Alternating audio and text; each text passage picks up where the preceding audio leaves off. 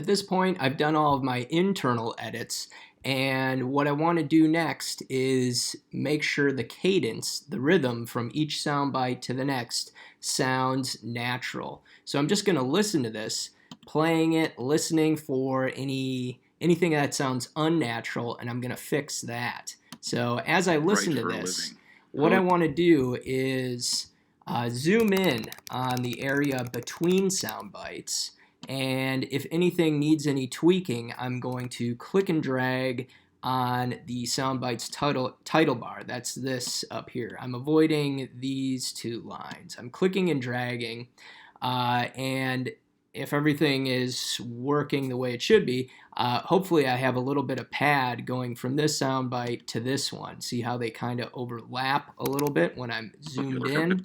And I'm going to listen to this, and again, I want it to sound natural. So let's find out how this sounds. I could write for a living. Poetry don't feed people. Okay, that sounds good.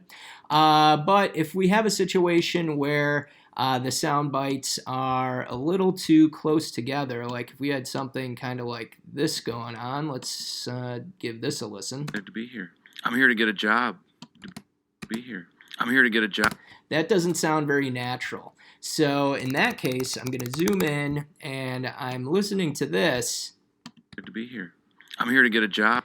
And, you know, I can't really clean up the beginning of this soundbite anymore without kind of affecting what my interview subject is saying. So in this case, I am going to have a little bit of a gap going from this soundbite to the next one. Glad to be here. I'm here to get a job.